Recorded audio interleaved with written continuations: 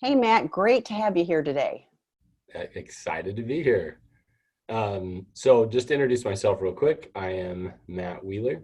I am a licensed professional counselor in Arizona, and I'm also a certified sex addiction therapist. I have a lot of training in emotionally focused couples therapy, and so I very much come from an attachment-based perspective and have really enjoyed doing attachment work and was super excited as Rob introduced Prodependence as an attachment-based perspective into the addiction world in general. So um, I wanted to talk a little bit about today the concept of one thing I notice a lot with my couples is that early on in recovery work, especially, um, they find it very difficult to hold space with each other in each other's pain.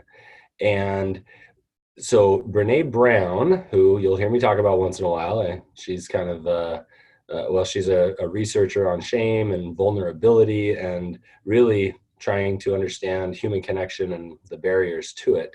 She talks about toxic shame and says that shame has three things that it needs in order to grow. And the three things that shame needs in order to grow, not that it needs all three, it really just needs any one of these three, are secrecy, silence, and judgment.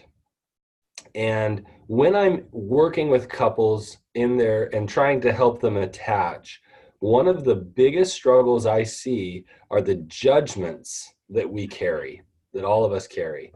So obviously, if there's secrets in a relationship, we don't even know what's going on, so it's hard to make connection. Silence is when we know something's going on, but we're not talking about it. Or we know that there's a problem or there's an addiction or there's slips or relapses, but we're not having conversations around it. And so that will increase shame as well. And then judgments are often the stories that we tell ourselves. So if my spouse, if my partner comes to me, not just spouse, but if my partner comes to me or a loved one comes to me and says, um, I'm really upset because you did this thing or you didn't do this thing, right? We often get defensive and want to explain ourselves. What we have to realize is that they are coming to us with a judgment, and we have to learn to get curious about their judgment. And what I find for my couples, especially, is getting curious and holding that space with somebody else around their judgment is so scary and so painful because it feels like an attack. It feels like an accusation. And in many cases, it is, right? It's the person saying, I'm in pain and you're hurting me and you need to stop doing this because all of my pain is your fault, right? And in that person's um, distorted thinking, I mean, if we're being, or in that's their reality, so it's hard to even call it distorted thinking, but in their reality in that moment, it's the truth. That's the only way they know how to process it. So we have to start to see that's their judgment. And in some sense, that's their shame, that's their pain. So in teaching my couples to learn to slow down and really try and tune in and understand their partner's shame, understand their partner's pain, um, and ask questions, get curious. But that is so hard. So I wanted to kind of open it up and see what, see if we could talk a little bit about the stories we tell ourselves and any questions we might have around that. And was hoping it would spur just a fun conversation today. It's a really important topic, and we hear consistently, not just in the webinars, but also in treatment, the level of shame.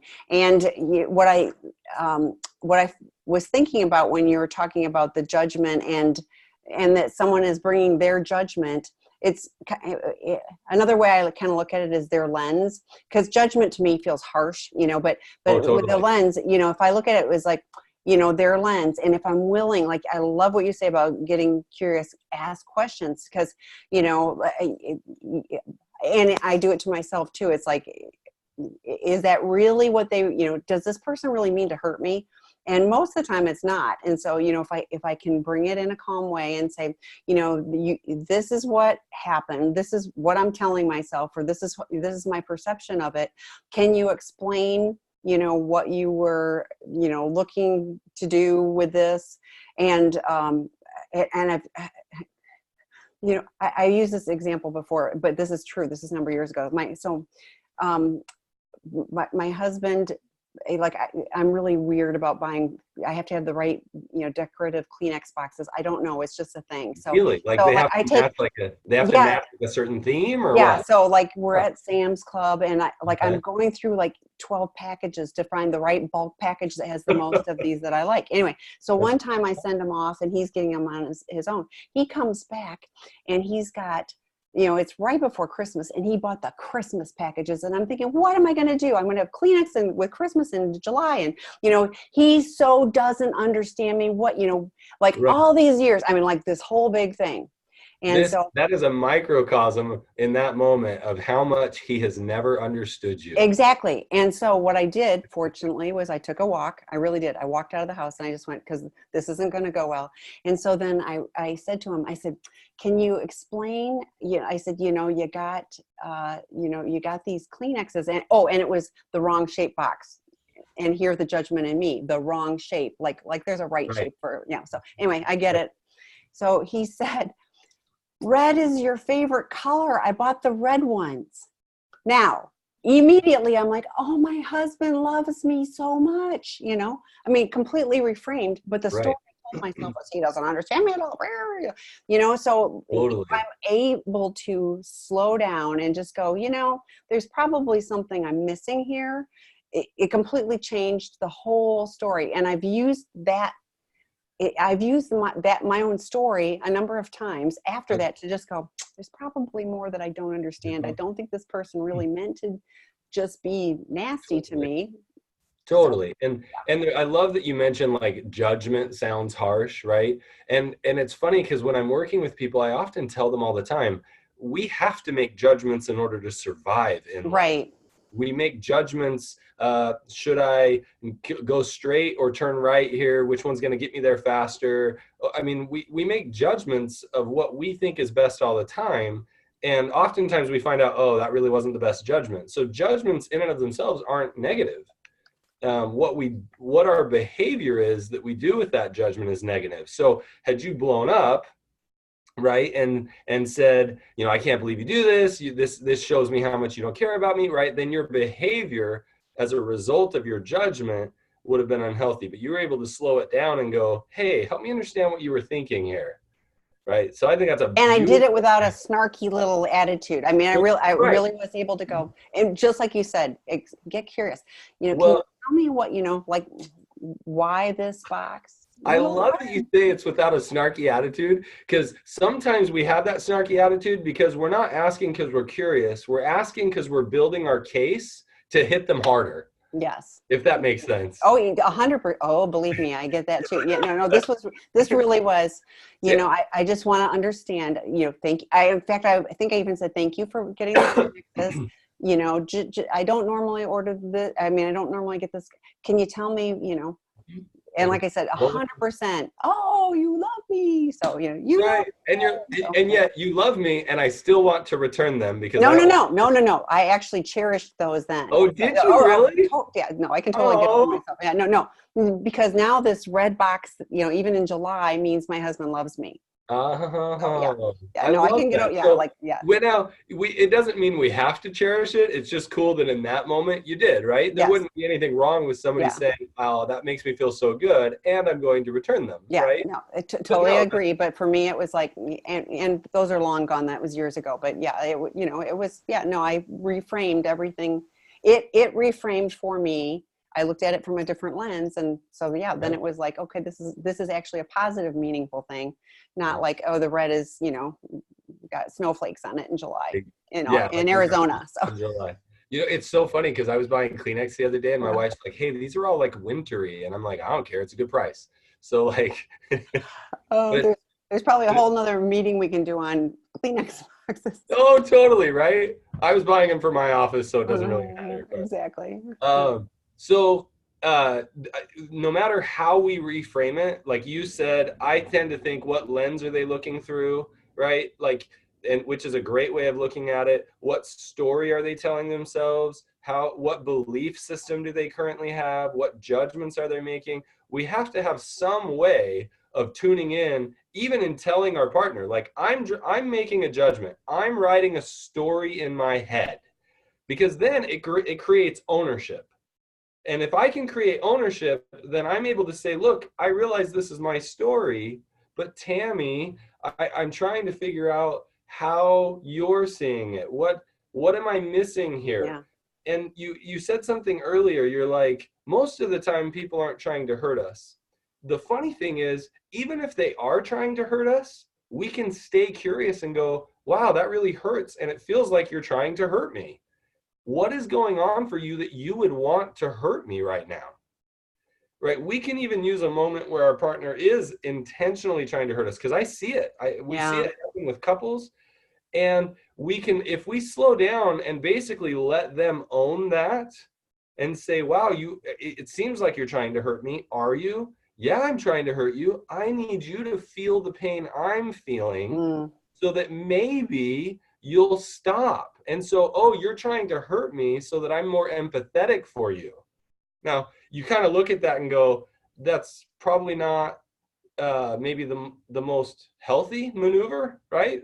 Or it's not very healthy typically, but it makes sense, Oh, absolutely. And right? I hear what you're saying with that and agree. And particularly when, if somebody has, the level of betrayal when, in a fractured relationship, I get, and my mind can go to revenge and all of those, honestly, it can be very dangerous.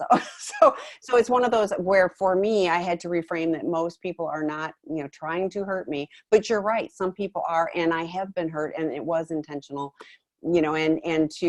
so probably naive for me to always, with my husband, I knew he wasn't really trying to, so Totally. And I would the agree Kleenex with you. box. Most of the time, I don't think most people are trying to hurt Mhm. us. Most of the time, it's just we're stepping on each other's toes as we're trying to do the dance of a relationship. Yeah. Yeah, well, and this is, like you talk about within a coupleship, but these are human things, Oh yeah, like, your it doesn't best matter. friend. It could be your best friend. It could be your child. It could be, Your uh, mother-in-law. yeah.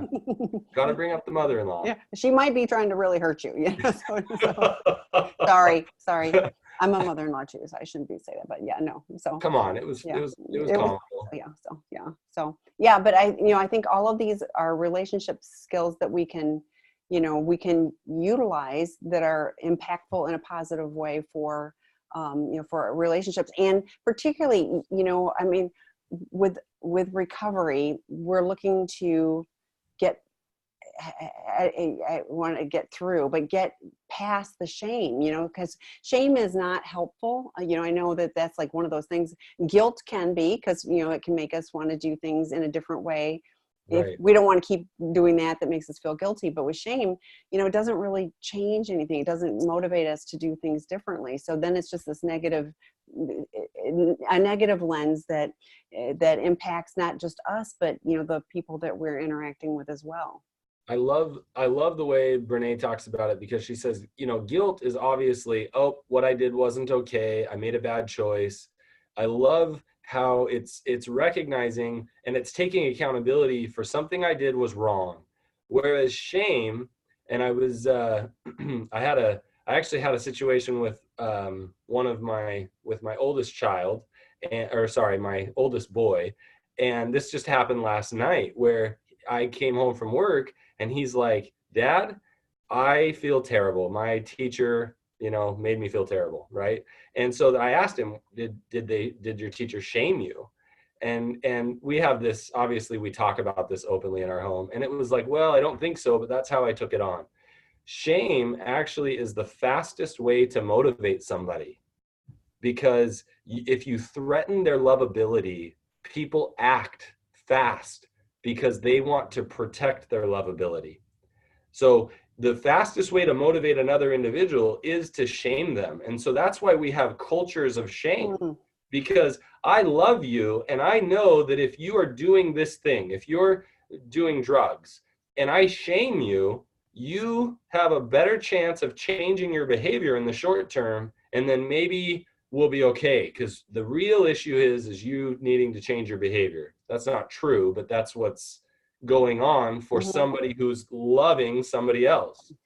And so we shame them to motivate them to change their behavior. The problem is the more we use shame or the more we use judgments to motivate somebody, the more they get this idea that they have to be perfect and that their lovability is based on their performance rather than on their intrinsic value. So it's so important that we realize shame actually works very short term. In the long way term, what it does is it creates this idea within us that that my lovability is dependent upon my perfection or my performance or your acceptance of me.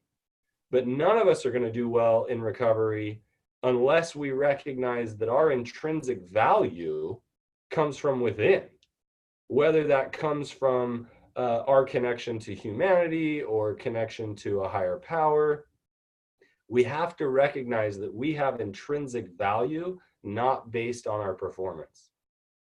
And I think, well, for me, that came with recovery. That really, because yes, I was I needed to achieve and all of that, and then in addiction was failing to achieve. So no self-worth. So I think one of the many benefits and gifts of recovery was learning that I have worth regardless of what I do.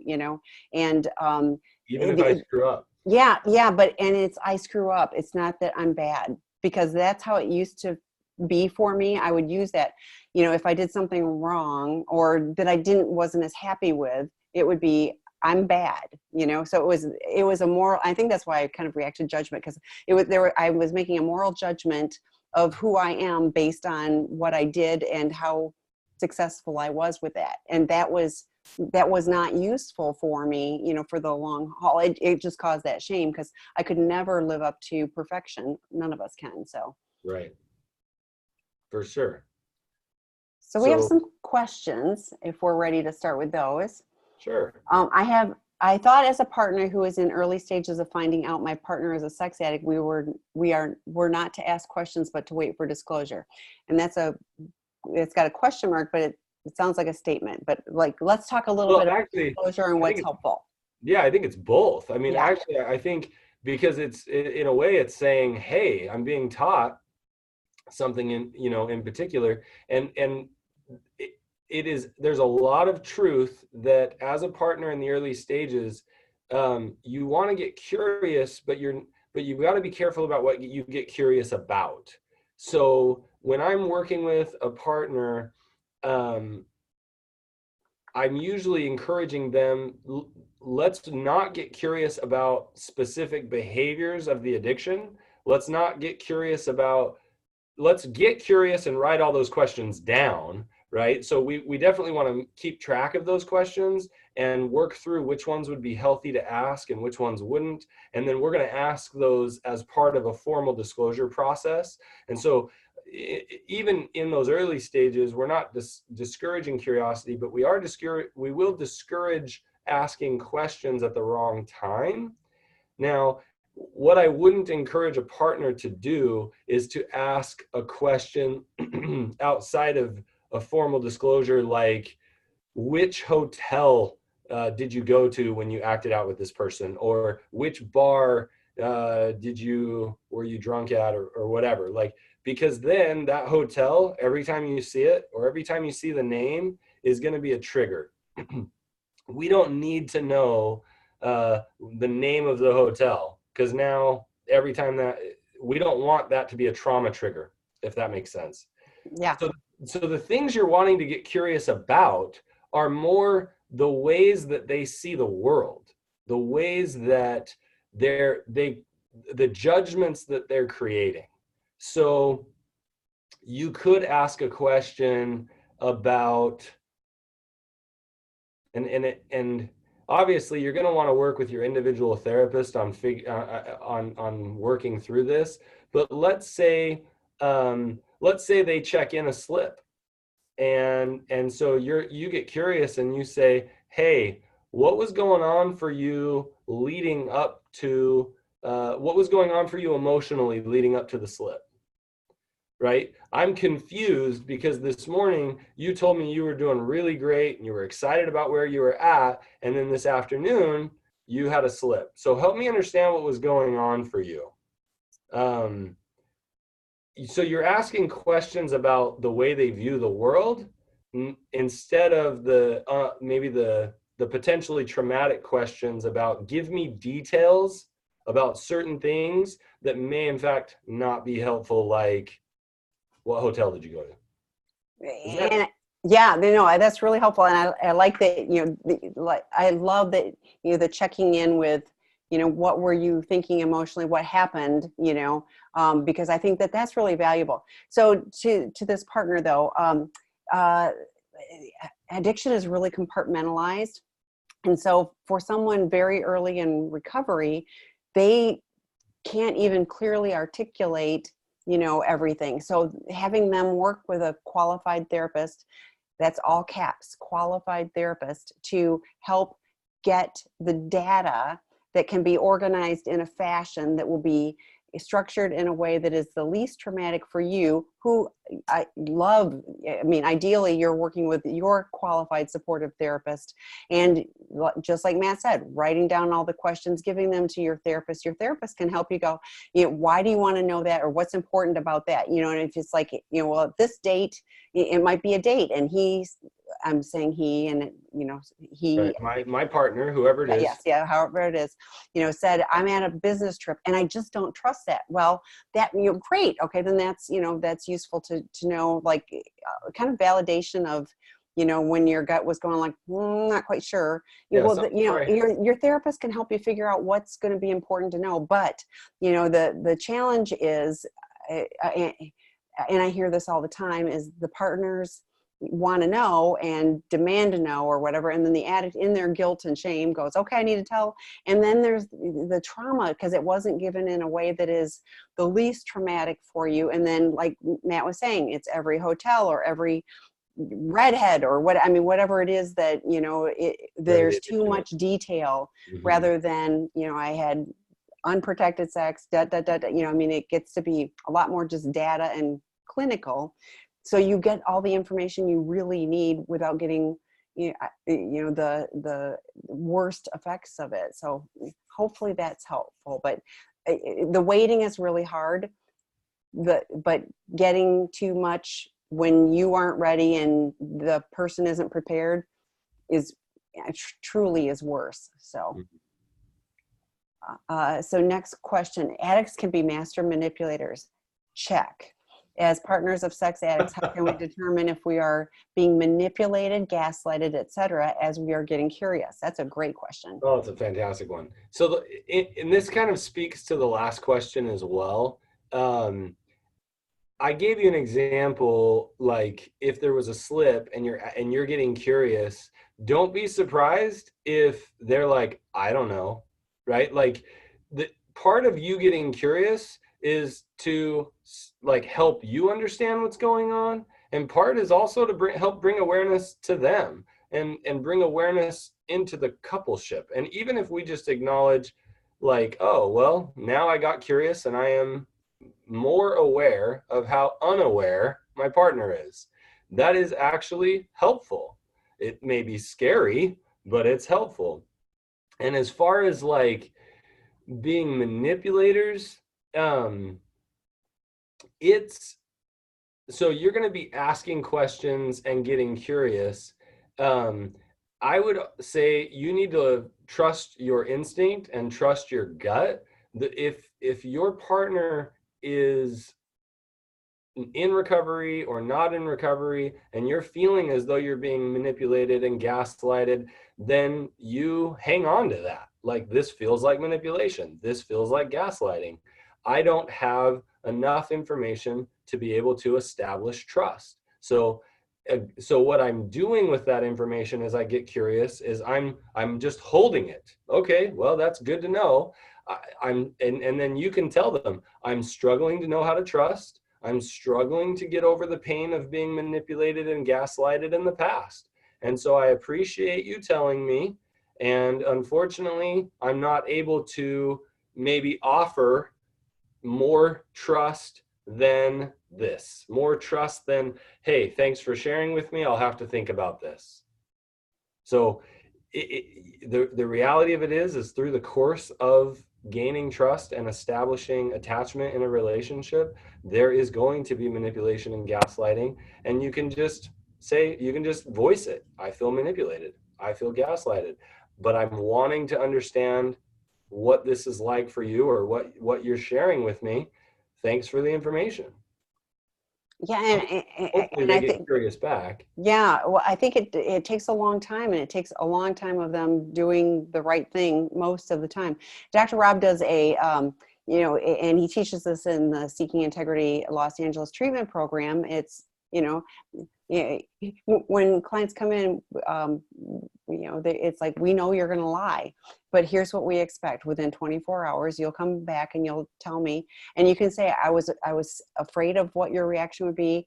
I was afraid you'd be hurt. I was afraid you'd be angry or whatever, but I need to tell you the truth. And it was like within 24 hours. And I said, and hopefully, like the first time, it's probably at 23 hours, 59 minutes, but hopefully, as that gets better, and it's like, okay, 5 minutes ago, what I just said, it was a lie, and so, Right. And that's what, because I hear so often from partners too, it's like, the behavior that was really hurtful, but it's the lying. It's the lying Yep. that, absolutely sends them over the edge. Understandably, they just, I go I go back to that every time I'm working. I try and reiterate that. It's crazy how early on I remember reading something. I think it was in grad school about um, how lying is more damaging to a relationship than, let's say, an affair. And I remember thinking, that's crazy, until I really started to dig in and understand lying is, or rather, truth is the foundation of any relationship. We can handle an affair if I am getting the truth, even if the truth is terribly painful. So it was this weird space where I realized lying is the most damaging thing that can occur in a marriage or in a relationship or in a partnership or father son, whatever yeah, relationship. And so oftentimes I will say, be honest that you're lying, be honest that you're manipulating or gaslighting. If you can learn to recognize that you're doing it, it's so validating to the partner to hear, yes, I have been manipulating you. And usually they're not going to say I've been manipulating. They're saying, yes, I was worried to hurt your feelings. And so I told you this instead. And it was a partial truth.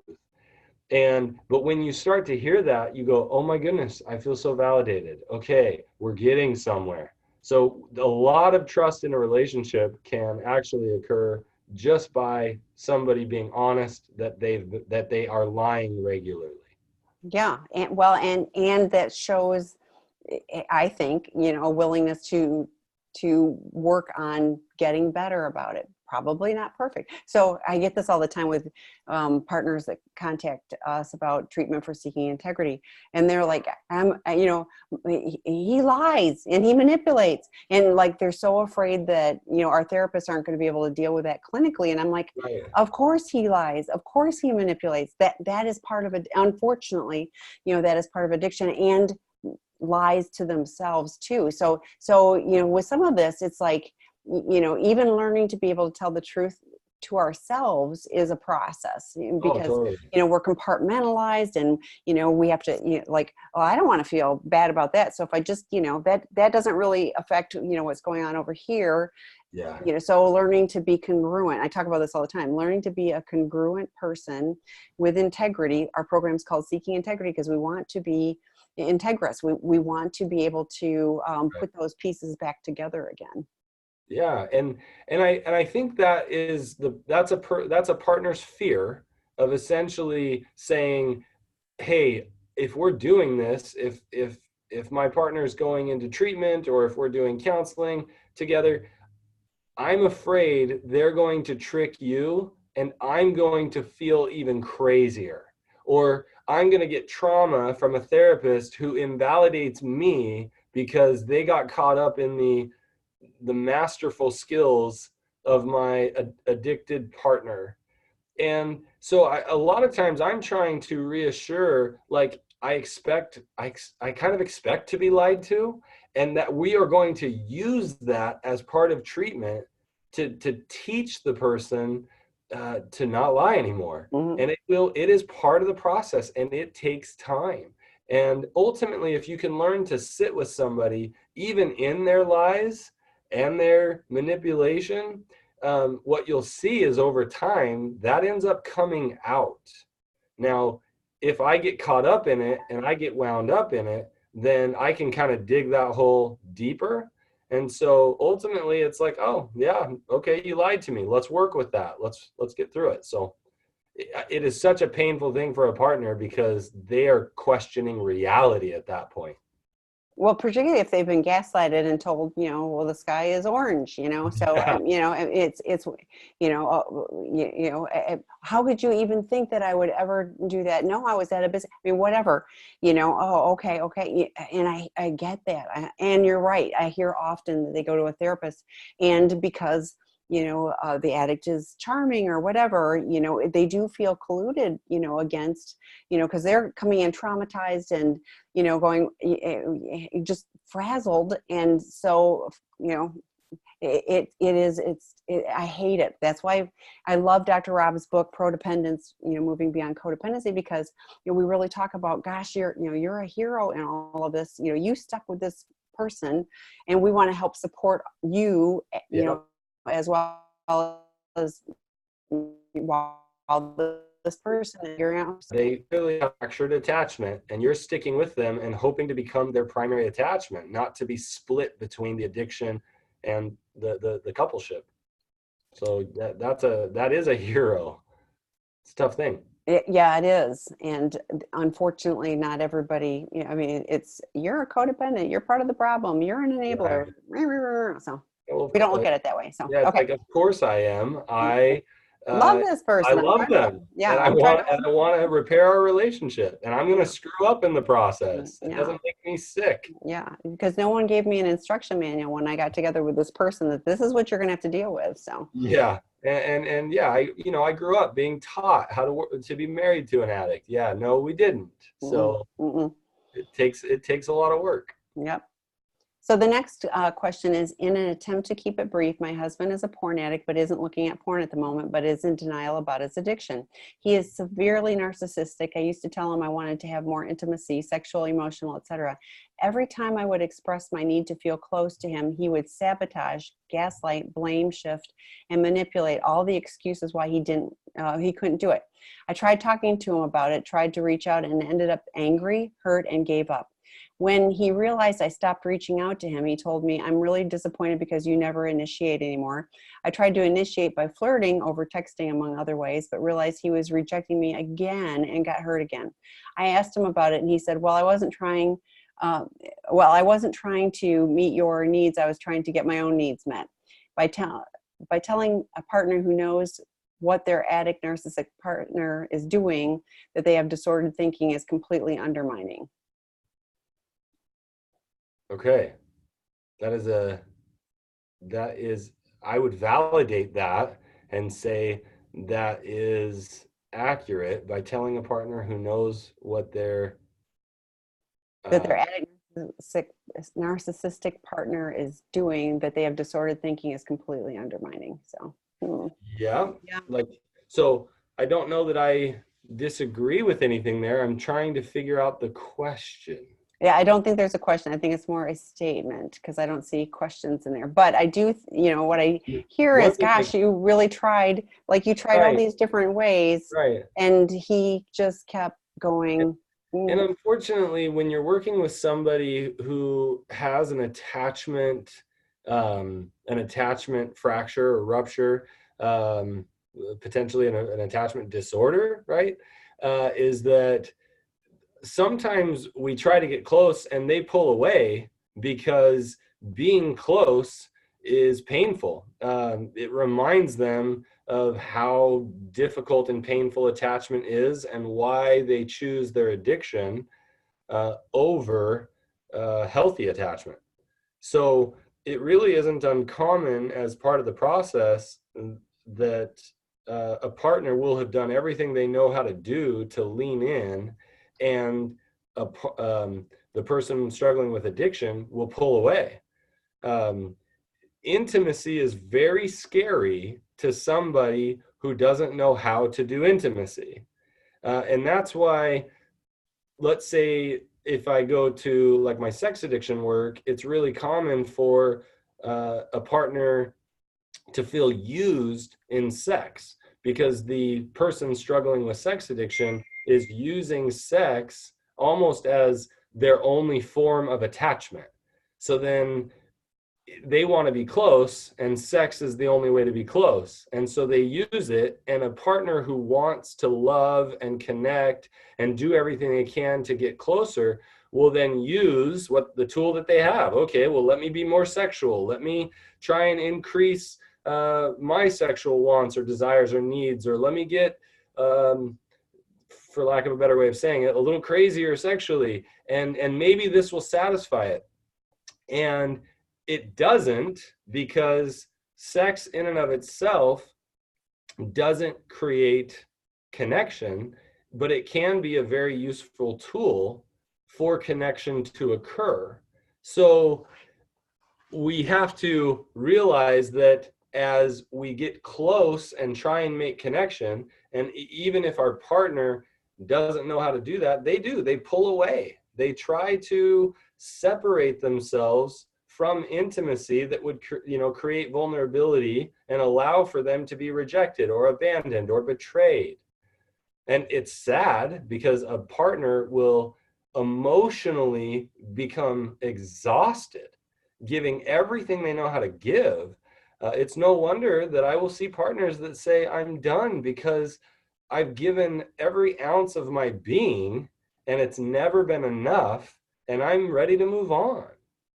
And I don't blame them, but it is pretty common when you don't have somebody who's actively, or at least working ever so slowly in their recovery to try and regain intimacy. Yeah, and I hear this person isn't working on any kind of recovery, and it feels like that shell game where, like, well, if it's this, but then it's that, and so it feels like, it's like, well, you aren't intimate with me, so I'm going to do porn, and then and you don't initiate, and then you do initiate. No matter what you do, it's like, well, I moved. I moved the shell again. So now it's this. So, but it's always not taking, what I hear is it's not taking responsibility, and particularly that I wasn't trying to get your needs met, I just want mine met. So I don't want that's to such a painful thing. Yeah, it's terrible, because it's like, I don't, I mean, ideally it's, we want to have both of our needs met, and whatever, and we want to be there for each other, rather than I don't care about your emotional, physical, whatever needs. Right. Care about me. So, and if you go back to really the beginning of what I was talking about, where we have these stories, we create stories and judgments because of the history that we have. And one of the things that I've found, that because of the history and the pain that partners have often gone through, it's really easy to say no progress is being made. So I'm able to read the statement that was made here by the person and go, yeah, from your lens, from your judgment, it really looks like this person isn't trying. So sometimes when I'm working in a couples relationship, I will try to lean into the person struggling with addiction and say, hey, help me understand. To your partner, it doesn't look like you are active in recovery. It doesn't look like you're owning what's going on for you. So if you don't feel that way, that's fine, but help me understand what that looks like. So as a therapist, I'm able to get curious because I'm not right in the middle of it. And I can say, help me. And I can draw out anything that they feel like, well, let me share my side of what's going on and how I'm seeing it. So it's a good idea as we're looking at this. That would be a good place to get curious. I don't have any evidence that supports you active in recovery. If I'm wrong, please enlighten me. And again, I'm not saying that snarky to build a case. I'm saying it because I'm almost desperately pleading, hey, if you're in this, if you're trying, tell me what that looks like. Mm-hmm. Because from my lens, from my world, it doesn't look like you're trying. So I would love to hear what you have to offer. And I bet you often hear, well, here's all the things I'm doing. And there's there's the Grand Canyon gap. Oh, totally. So, yeah. Yep. An absolute Grand Canyon gap of, and the sad part is a lot of times in those moments, that gap is the person struggling with the addiction is now defending themselves, trying to prove themselves. No, I'm enough. Let me tell you everything. And it's like, whoa, slow down, right? You're not on trial here. It may feel like it, but let's talk about from your own emotional place, what you're really doing here to move your recovery forward. So from a couples situation, it becomes really dicey because both of them are in some sense correct. The one partner's justified in saying, I don't see progress, because they really don't. And the other person's saying, well, I actually am making progress and here's how. As weird as it sounds, they're both not wrong. Yeah. So it becomes really difficult that way. And that's where getting curious is really important. So the next question, there is a difference between expecting perfection and expecting growth and change as an addict grows in recovery. If the addict seems not to be making recognizable growth in their sobriety and recovery, what are reasonable and realistic expectations and boundaries that a partner can have to protect themselves and give the addict as much grace as possible through the recovery process? Okay. So if the addict seems to not be making recognizable progress, what are reasonable and realistic expectations and boundaries? That is such a good question, right? Yes. I because if I'm hearing it, it's I am waiting for my partner to show me the growth and change, but it doesn't feel like it's fast enough. But I don't want to abandon the relationship because I still have some hope. And so it's really tough because I love that. What are reasonable and realistic expectations? I think that depends on the relationship. It depends on potentially the trauma in the relationship. I've worked with partners where, and again, I come from a sex addiction experience, but I've come with partners that their reasonable expectation in their mind, and so what I would encourage is as a therapist, I'm exploring that with the partner. What is reasonable for you at this time? And I've had partners who have said, as long as you can look at porn and masturbate to porn, as long as you're not acting outside of the marriage.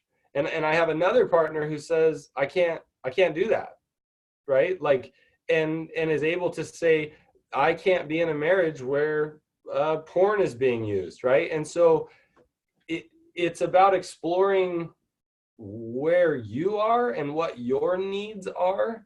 And it's tough because early in recovery, a lot of times we mistake boundaries as like almost control, instead of learning what are my actual needs. My need is and I'm trying to come up with an example here because I love the question, but I normally in a session, I would actually turn that around and say, let's talk about that. What are expected, realistic and reasonable expectations in your mind? And let's explore that together.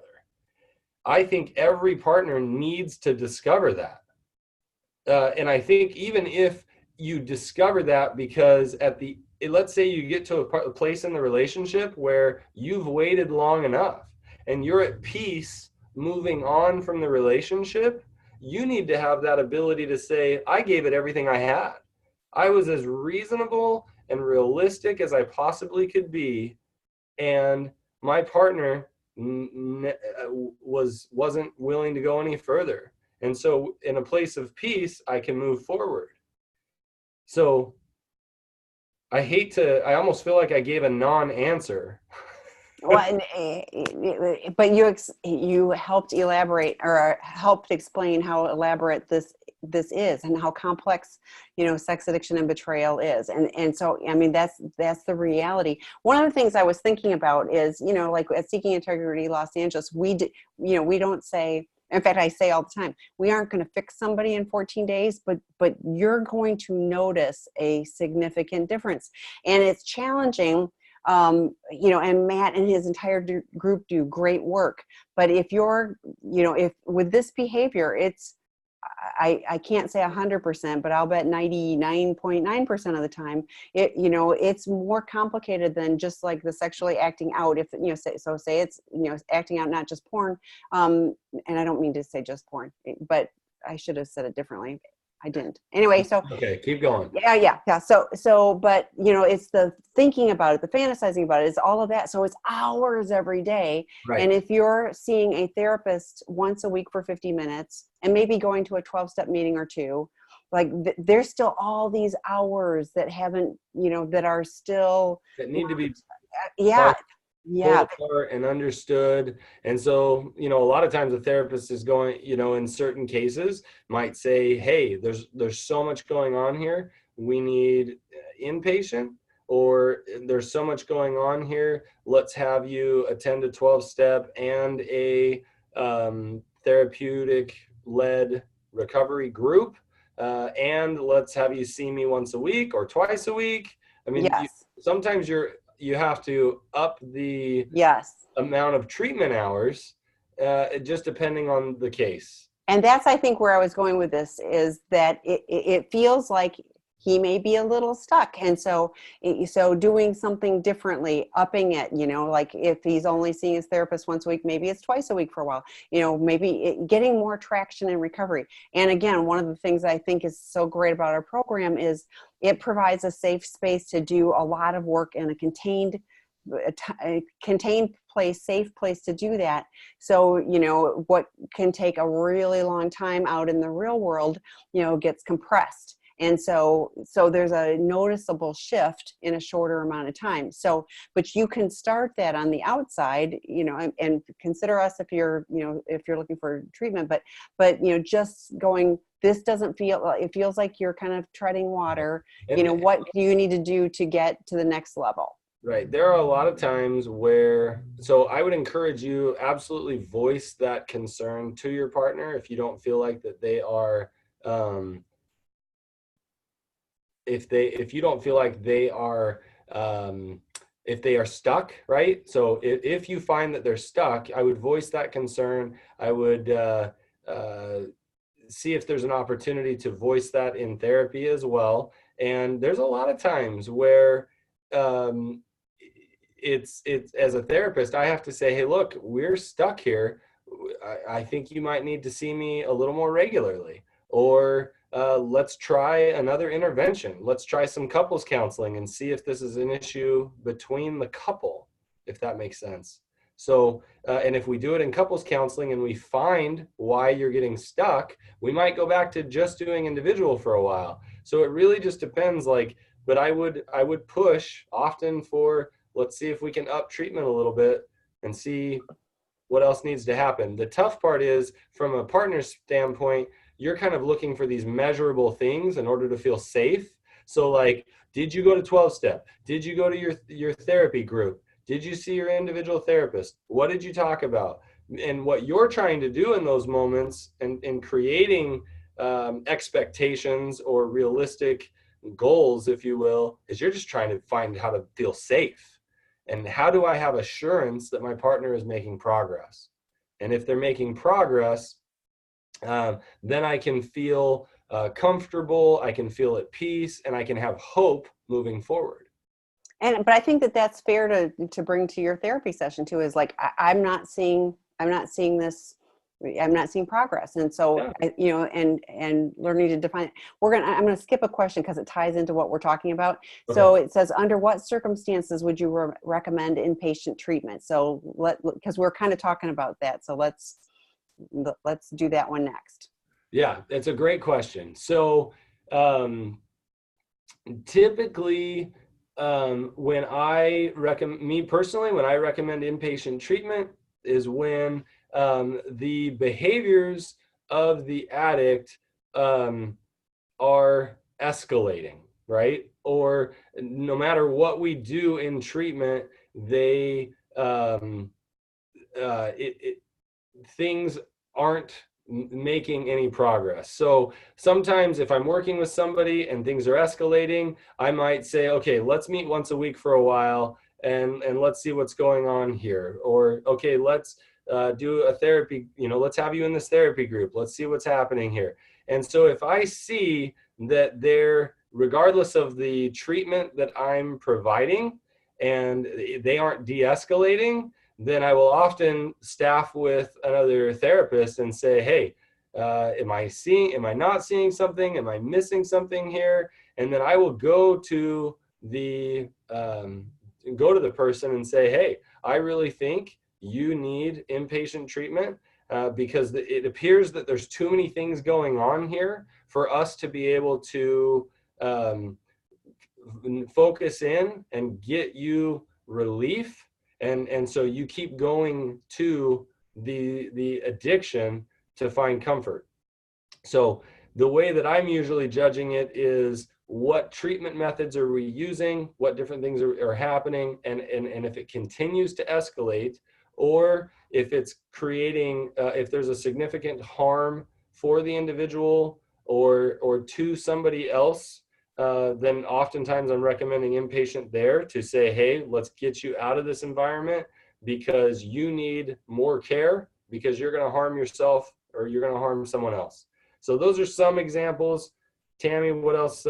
Yeah, well, you nailed it with the safety for self and others. That's a big one.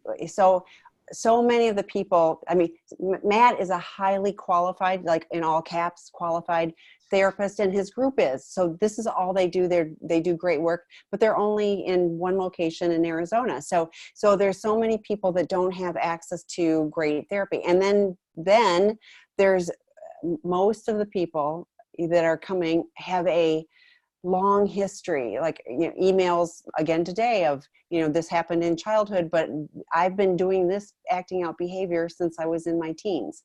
So now this person has for multiple decades been continuing that.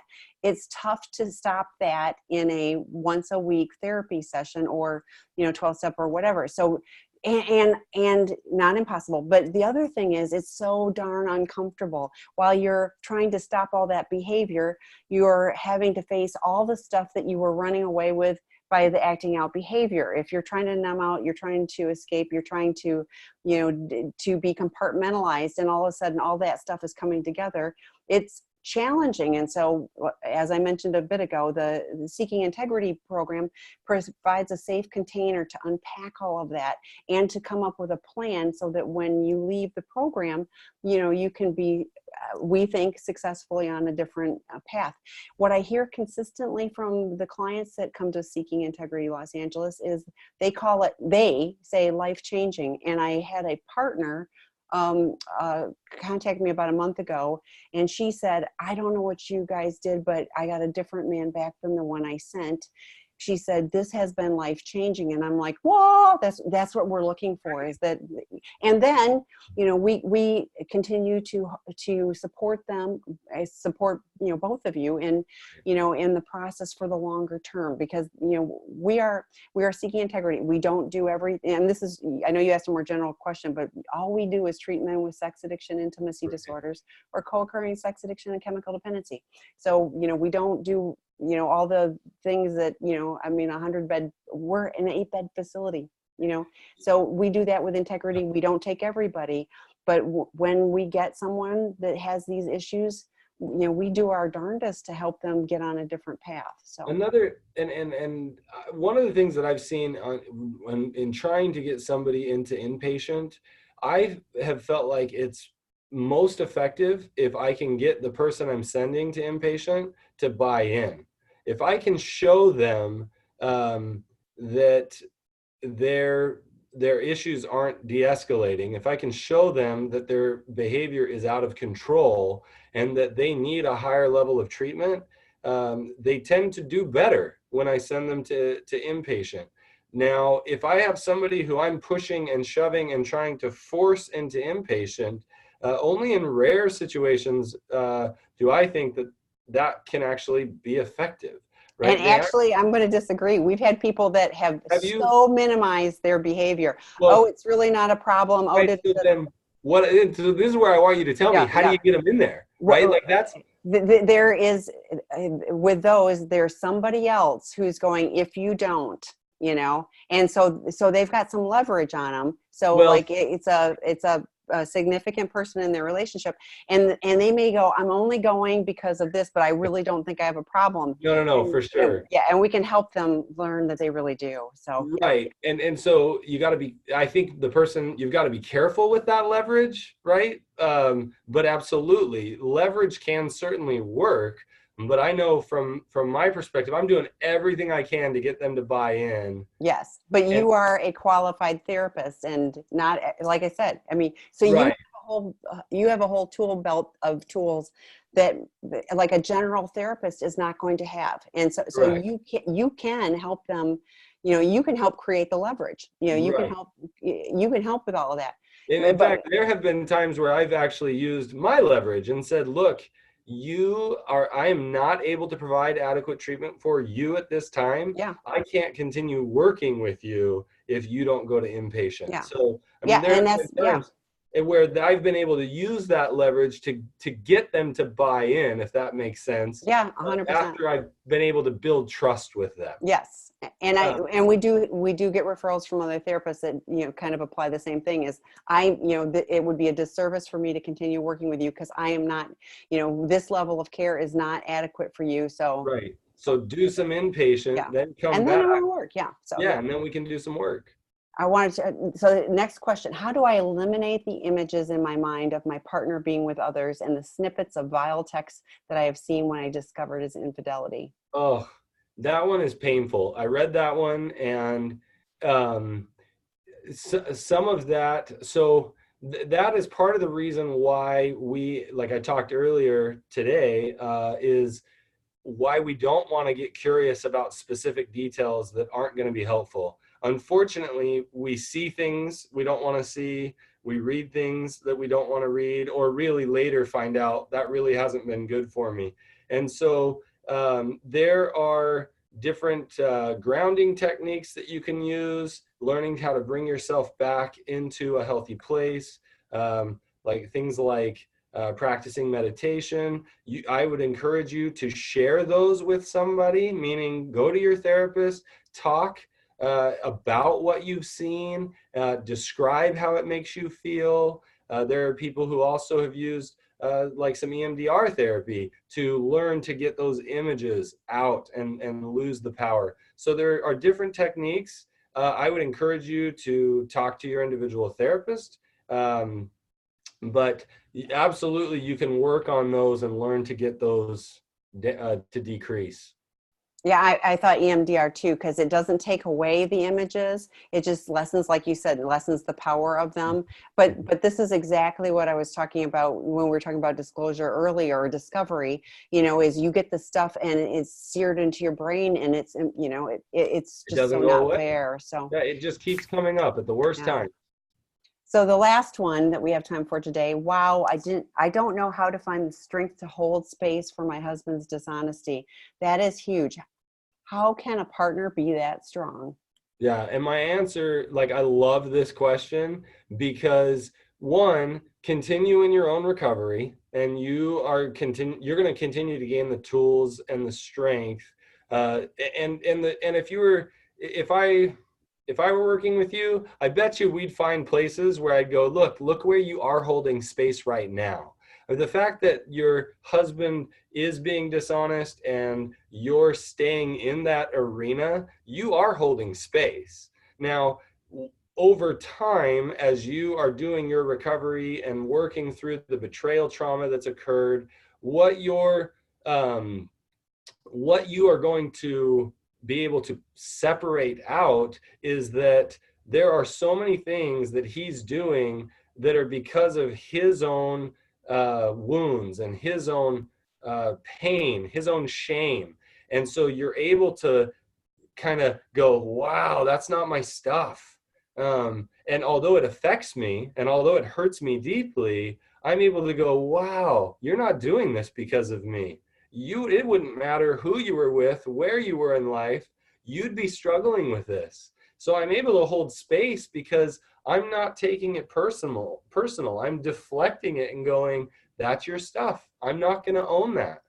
And that takes a lot of work, a lot of kung fu power emotionally, because it is so painful and it's going to hurt you. But I would argue you are holding space right now.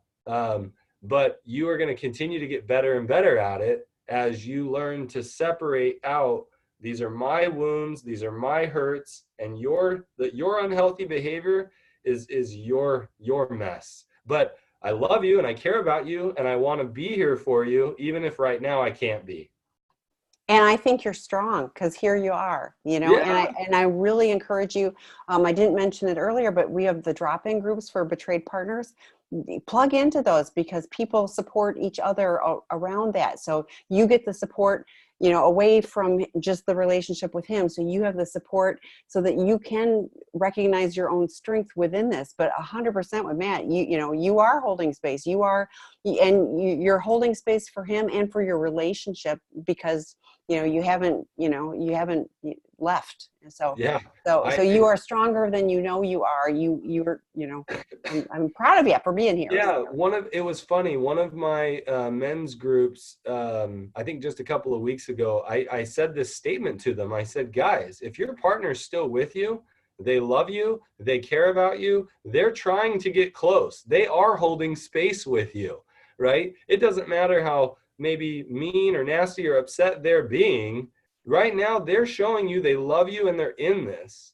And I think it's important for both people to realize if you're still in this, if you're still living in the same home, or even if you're separated, but you're trying to figure out how to make it work, you're holding space. Now, ultimately, you're gonna gain that ability as you continue forward in your recovery. And it's almost like, well, how can I be a black belt? Well, it starts with a white belt, and then Right. a brown belt or blue belt. I don't know. Yeah, I Right. can't remember the order, but yes. And it increases over time, but don't discount any of you that you guys are in the fight and you are holding space. And on that note, thank you so much, Matt. It was great Yeah. to spend the hour with you. Thank all of you for your questions and input. We so appreciate it. This recording will be posted to sexandrelationshiphealing.com under the previously recorded webinars. So, and join us not next week Friday, but in February we'll be back. So thank you. All right. Thank you. Bye.